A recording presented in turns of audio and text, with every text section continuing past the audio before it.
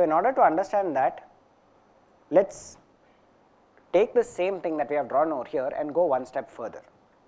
So I have A0 running from 0 to 40, then I have B0 and I have C0. A1 I said can run again from 0 up to 40, but B1 can only start at 70 and then C1, okay, which goes on up to 100. So it looks as though in order to complete 2 iterations of this graph, I needed to basically take 100 time units, okay. The next question is, what about the third iteration? When can A3 start? Do I need to wait until 100 or can I run before that?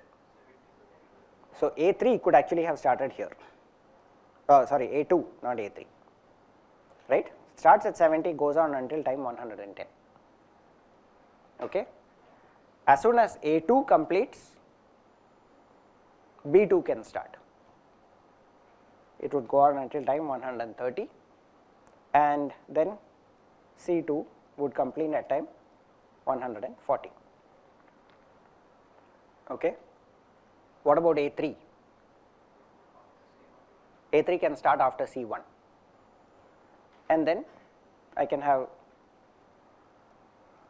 B3. So A3 would start at 100, end at 140, B3 would end at 160 and C3 would end at time 170, okay.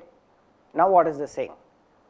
The iteration period has become 170 divided by 4 because I have finished 4 iterations within 170 time units. Is this the best possible? Is this really the iteration period that I am targeting, right? Or is it possible if I continue running this, will I see that things are actually improving even further? Let us give it a shot. Going by exactly the same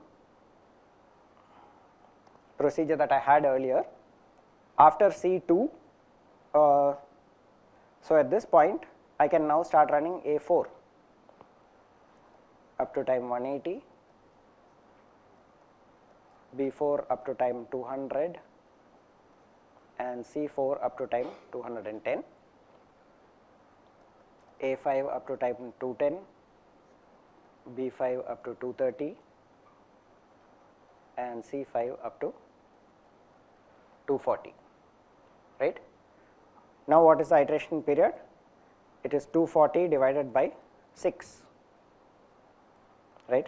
So this is 40. This previous one 170 divided by 4 is 42.5,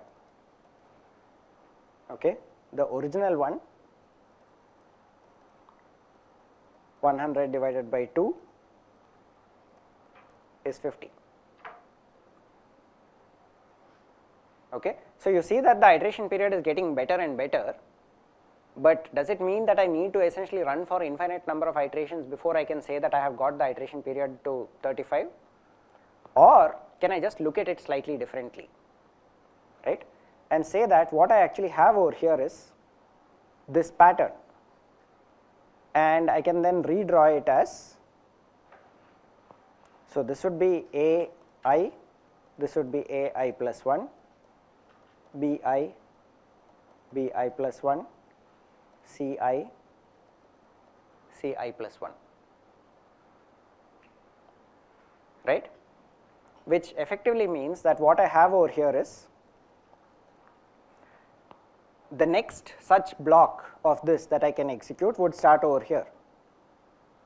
The next one after that would start immediately after that and so on, okay. So effectively what I have over here is, this is my initiation interval, right, the time between successive starts of this weird shape jigsaw puzzle that I have, right, and this initiation interval becomes equal to 70.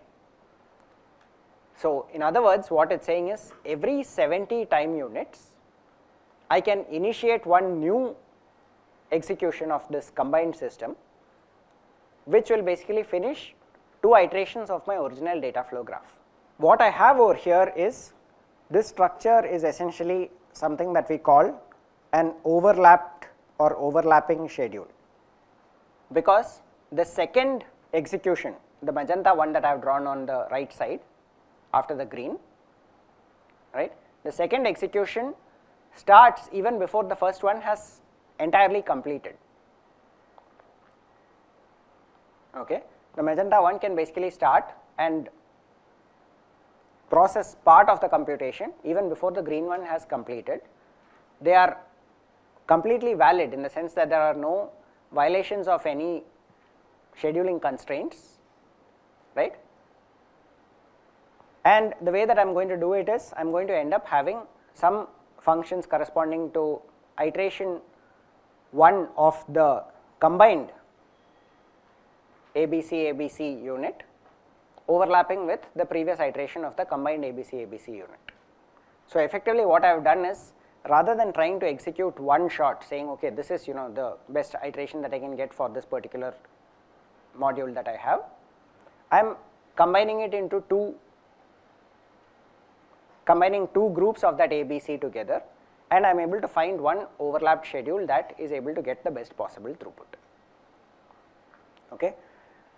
Let us contrast this with what would have happened if I insisted on having a completely blocked schedule. That is precisely what we have over here, right. This is an example of what I would call a block or blocked schedule as opposed to an overlapped schedule, right. So it is not that it is actually blocking something, it is more that it is being executed as one block. So it is the meaning of the word block in the sense that it is one block of data rather than that it is blocking something else from happening. Okay. And effectively what it is saying over here is, this is one block of data that is being executed over here. The entire thing has to complete before the next iteration can start. If I insisted on a block schedule, this is what I get. I will take 100 time units according to this in order to complete both of the first 2 iterations. We can take this further. What if I had only what if I had 2 pieces of hardware, right? Is this the best that I could have done? So what we are seeing over here is, I am able to get a blocked schedule for this system that has an iteration period of 100 for 2 instances. So effectively an average iteration period of 50. If I insist on a blocked schedule, is this the best that can be done for this system?